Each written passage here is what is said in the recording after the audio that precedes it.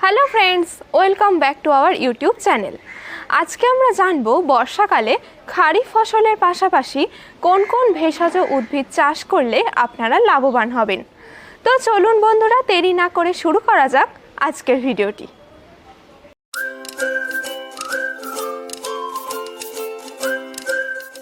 বন্ধুরা, এই বর্ষাকাল হলো সকল সবুজের বেড়ে ওঠার আদর্শ সময় এবং আমাদের কৃষি নির্ভর ভারতবর্ষের অর্থনীতির অনেকটাই নির্ভর করে এই বর্ষা ঋতুর উপর।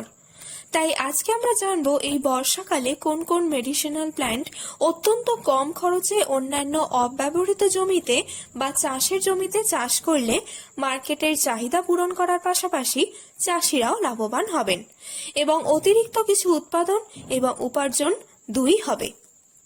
প্রথমে আমরা জানবো নাগরমোথা সম্পর্কে। এটি একটি বহুবর্ষজীবী তৃণজাতীয় উদ্ভিদ যা উষ্ণ আর্দ্র পরিবেশে স্যাঁতস্যাঁতে জলা জমিতে ভালোভাবে বেড়ে ওঠে। এপ্রিল থেকে জুন মাস হলো ভালো সময় এর কন্দমূল বা রাইজোম লাগানোর জন্য এবং 8 থেকে 9 মাস পর অর্থাৎ জানুয়ারি মার্চ মাসের হারভেস্টিং করা হয়ে থাকে এবং এর রাইজোমগুলি ধুয়ে পরিষ্কার করে ছায়াযুক্ত স্থানে শুকনো করে বাজারজাত করা হয়। এটি চাষ করার জন্য বিশেষ কোনো খরচ হয় না, শুধুমাত্র রাইজোমগুলি 6 ইঞ্চি ছাড়া ছাড়া মাটিতে রোপণ করতে হয়। বেলে মাটি, বেলে দোআঁশ মাটি বাদে জল ধারণ করতে পারে এমন মাটিতে চাষ করতে হবে। আর জমি যদি একান্তই অনুর্বর হয় সেক্ষেত্রে এর কন্দমূল লাগানোর 1 সপ্তাহ আগে জমিতে জৈব সার দিয়ে কর্ষণ করে নিতে হবে। 1 বিঘা জমিতে চাষ করলে সমস্ত খরচ বাদ দিয়ে 45,000 টাকা থেকে 50,000 টাকা পর্যন্ত লাভ হতে পারে। এবার আমরা জানবো আগরউড সম্পর্কে। এটি একটি বহুবর্ষজীবী মাঝারি আকৃতির বৃক্ষ জাতীয় উদ্ভিদ যার বহু মূল্যবান কালো কাঠের জন্য একে তরল সোনা বলা হয়ে থাকে। উষ্ণ আর্দ্র জলবায়ু অঞ্চলে উঁচু জমিতে যেখানে বর্ষাকালে জল জমে না সেরকম স্থানে এরকম গাছ লাগানো উচিত।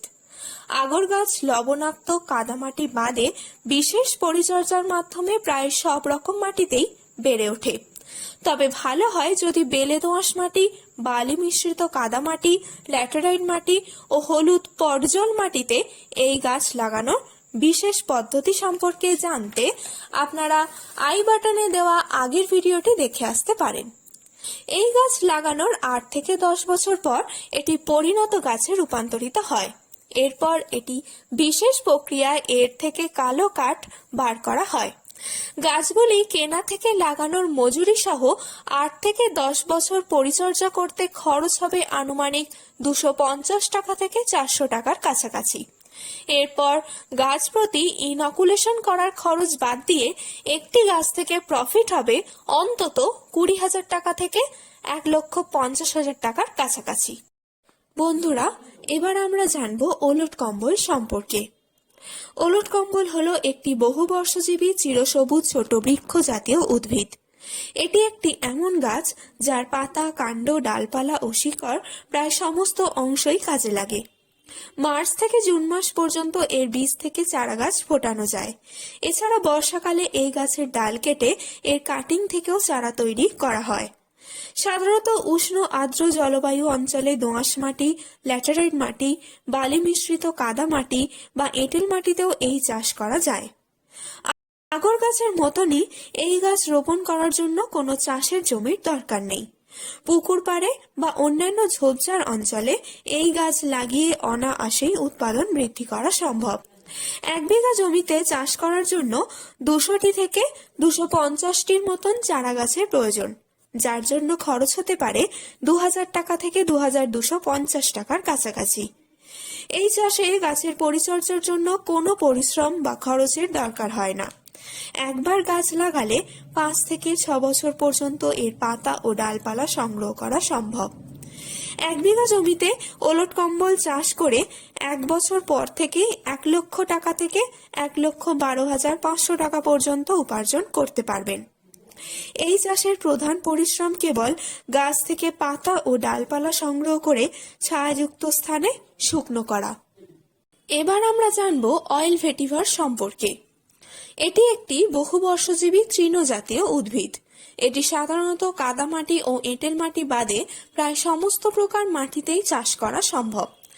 ভালো হয় যদি বেলে মাটি বা দোআঁশ মাটি হয়, সেক্ষেত্রে ফসল ভালো বৃদ্ধি পায়।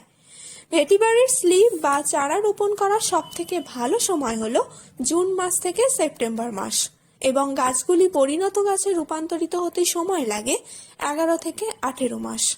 ভালো হয় যদি 1.5 বছর পর ফসল তোলা যায়, সেক্ষেত্রে এর কোয়ালিটি অনেক ভালো হয়। এই ভেটিভার ঘাস হারভেস্টিং এর সব থেকে ভালো সময় হলো ডিসেম্বর থেকে ফেব্রুয়ারি মাস। চাষের জমিতে এই চাষ করতে পারেন বা নদীর চরে অব্যবহৃত ফাঁকা জমিতেও এই ঘাস লাগাতে পারেন। 1 বিঘা জমিতে ভেটিভার চাষ করতে 25,000 টাকা থেকে 35,000 টাকার মতন খরচ পড়ে, এবং 1 বিঘা জমির উৎপাদিত অয়েল ভেটিভারের পরিষ্কার শুকনো রুটের বিক্রয় মূল্য আনুমানিক 60,000 টাকা থেকে 1 লক্ষ টাকার কাছাকাছি। এই অয়েল ভেটিভার ঘাস চাষ করার কিছু সুবিধা রয়েছে, যেমন এটি বেড়ে ওঠার জন্য পর্যাপ্ত জলের প্রয়োজন হয় ঠিকই, কিন্তু আবার এই ঘাস অনেক চরম ভাবাপন্ন আবহাওয়াতেও ঠিক থাকতে পারে। এই ভেটিভার ঘাস চাষ করলে মাটিতে মিশে থাকা নানা ক্ষতিকারক রাসায়নিক উপাদান যেমন আর্সেনিক, ক্যাডমিয়াম, নিকেল, ক্রোমিয়াম ইত্যাদি শোষণ করে মাটিকে বিষমুক্ত করে। পরের মেডিসিনাল প্ল্যান্টটি হলো সর্পগন্ধা। এটি একটি বহুবর্ষজীবী গুল্ম জাতীয় উদ্ভিদ। এই গাছটিও চাষ করার উপযুক্ত মাটি হলো দোআঁশ মাটি বা বেলে দোআঁশ মাটি বা বেলে মাটি। বর্ষার সময় থেকে শেষ পর্যন্ত এর চারা মাটিতে রোপণ করা যেতে পারে। জুন থেকে নভেম্বর হলো উপযুক্ত সময় চারা রোপণ করার জন্য। চারা গাছ রোপণ করার আগে অবশ্যই জমি কর্ষণ করে নিয়ে পর্যাপ্ত জৈব সার মিশিয়ে দিতে হবে, এবং 1 থেকে 1.5 ফুট ছাড়া ছাড়া চারা গাছ রোপণ করতে হবে। অর্থাৎ 1 বিঘা জমিতে 14,400টি থেকে 10,800টি চারা গাছের প্রয়োজন। এর চারা গাছ রোপণ করার 2 মাসের মধ্যেই গাছ বড় হয়ে যায়, তবে এর শিকড় তৈরি হতে বা পরিণত হতে অন্তত 3 বছর সময় লাগে, এবং জানুয়ারি মাস থেকে মার্চ মাস হলো উপযুক্ত সময় এর শিকড় সংগ্রহ করার জন্য। 1 বিঘা জমিতে সর্পগন্ধা চাষ করলে সমস্ত খরচ বাদ দিয়ে 2 থেকে 3 লক্ষ টাকার কাছাকাছি প্রফিট হতে পারে। তাই চাষের জমি ব্যতীত অন্যান্য বাড়তি জমিতেও বর্ষাকালে এই চাষ করে অনেকটাই লাভবান হবেন। এবার জানব পিপুল সম্পর্কে। এটি একটি লতানো সুগন্ধযুক্ত চিরহরিৎ গুল্ম জাতীয় ঔষধি গাছ। এটি একটি এমন গাছ যা অন্য কোনো গাছকে আঁকড়ে ধরে উল্লম্বভাবে বেড়ে ওঠে, যার ফলে কৃষি জমি কম লাগে এবং ফলন অনেক বেশি হয়। এঁটেল মাটি এবং কাদামাটি বাদ দিয়ে বাকি যে কোনো হিউমাস সমৃদ্ধ নুড়ি পাথর মিশ্রিত মাটিতেই এই পিপুল গাছ লাগানো যেতে পারে।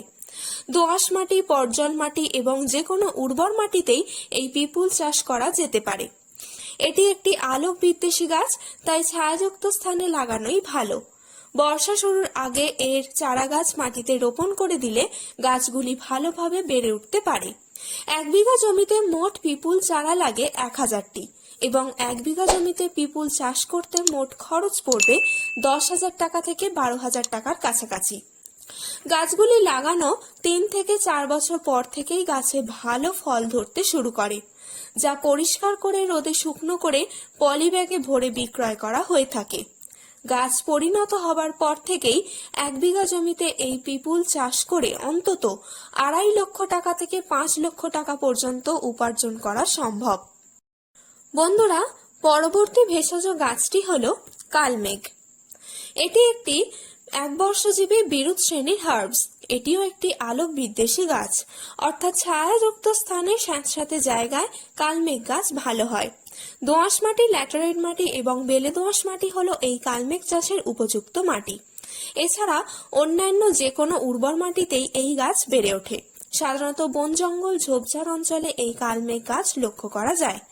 তাই চাষের জমি ছেড়ে অন্যান্য অব্যবহৃত জমিতেও এই বর্ষা শুরুর সময় অর্থাৎ জুন থেকে সেপ্টেম্বর মাসের মধ্যে চারা গাছ রোপণ করলে 2 থেকে 2.5 মাসের মধ্যেই এগুলি পরিণত গাছে রূপান্তরিত হবে। এই গাছটি চাষ করার 5 থেকে 6 মাস পরেই এর কাণ্ড ও পাতা সংগ্রহ করা যেতে পারে। এরপর এগুলি রৌদ্র ছায়া অঞ্চলে শুকিয়ে বস্তায় ভরে বিক্রয় করা হয়ে থাকে। 1 বিঘা জমিতে এই গাছ চাষ করলে 500 কেজি বিক্রয়যোগ্য কাণ্ডসহ পাতা পাওয়া যাবে, যার বিক্রয় মূল্য আনুমানিক 12,500 টাকা থেকে 15,000 টাকার কাছাকাছি হতে পারে। পরবর্তী ভেষজ গাছটি হল বজ। এটি একটি একবীজপত্রী হার্বেসিয়াস প্ল্যান্ট। এটি সুইট ফ্ল্যাগ নামেও পরিচিত। এটি অনেকটা ঘাসের মতন দেখতে হয় এবং উষ্ণ, আর্দ্র ও কিছুটা ভিজে স্যাঁতস্যাঁতে জায়গায় এর বৃদ্ধি খুব ভালো হয়। সাধারণত জল ধারণ করতে পারে সেরকম গাঙ্গেয় পলিমাটি, কাদা মিশ্রিত দোআঁশ মাটি হল এই বজ চাষের উপযুক্ত। জুন থেকে আগস্ট মাসে এর রাইজোম মাটিতে বসানো যেতে পারে 1 ফুট ছাড়া ছাড়া। তবে বর্ষাকালে লাগালে কিছুটা উঁচু জমিতে লাগানোই ভালো। আর খেয়াল রাখতে হবে যাতে সারা বছর জলের সরবরাহ ঠিক মতন বজায় থাকে। এই বজ লাগানোর 22 থেকে 24 মাস পরেই এগুলি পরিণত গাছে রূপান্তরিত হয় এবং হারভেস্টিং করার উপযুক্ত হয়। 1 বিঘা জমিতে এই বজ চাষ করলে চাষের সমস্ত খরচ বাদ দিয়েও 80,000 টাকা থেকে 1 লক্ষ টাকার কাছাকাছি উপার্জন করা সম্ভব। বন্ধুরা, এই উল্লিখিত গাছগুলি ছাড়াও আপনারা ব্রাহ্মী চাষ করতে পারেন। এই বর্ষা ঋতুতে যা অত্যন্ত দ্রুত বৃদ্ধি পায় বিশেষ পরিচর্যা ছাড়াই, এবং শুধু শিকড় বাদ দিয়ে গাছের বাকি অংশ রৌদ্র ছায়া জায়গায় শুকিয়ে বস্তাজাত করা হয় এবং বিক্রি করা হয়। এটি অত্যন্ত একটি গুরুত্বপূর্ণ ভেষজ গাছ। এছাড়া পিপুলের সহায়ক গাছ হিসাবে আপনারা সুপারি গাছও লাগাতে পারেন। এটি বর্ষা শুরুর আগে লাগালে গাছ ভালোভাবে ধরে যাবে এবং 3 থেকে 4 বছরের মধ্যেই গাছে ফল ধরবে, যার ঔষধি গুণ প্রচুর, এবং এগুলি চাষ করলেও আপনি যথেষ্ট লাভবান হবেন। বন্ধুরা, এই হলো 10টি বিশেষ ভেষজ উদ্ভিদ যা আপনারা এই বর্ষাকালে চাষ করতে পারেন।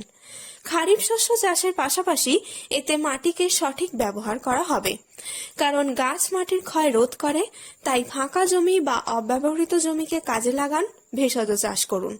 এতে পরিবেশ ও মাটি দুই রক্ষা হবে। বিশেষ করে যে সমস্ত জমি অব্যবহৃত অবস্থায় পড়ে রয়েছে, সারা বছর কোনো চাষ হয় না, সেই সকল জমিতে আপনারা অনায়াসেই এই সমস্ত ভেষজ গাছগুলি অত্যন্ত কম খরচে চাষ করে অর্থনৈতিকভাবেও লাভবান হবেন। ভেষজ চাষের সম্পর্কে আরও বিস্তারিত জানতে ডেসক্রিপশনে দেওয়া হোয়াটসঅ্যাপ নম্বরে যোগাযোগ করতে পারেন এবং ডেসক্রিপশনে দেওয়া ভিডিও লিঙ্কগুলিতে ক্লিক করে আমাদের চাষের ভিডিওগুলি দেখতে পারেন। সম্পূর্ণ ভিডিওটি দেখার জন্য আপনাদেরকে অসংখ্য ধন্যবাদ। আপনারা আরও ভেষজ উদ্ভিদের চাষ করুন এবং মাটিকে সংরক্ষণ করুন। তো বন্ধুরা, আজকের ভিডিও এই পর্যন্তই। আপনারা সকলে ভালো থাকুন, সুস্থ থাকুন এবং প্রকৃতির সাথে থাকুন।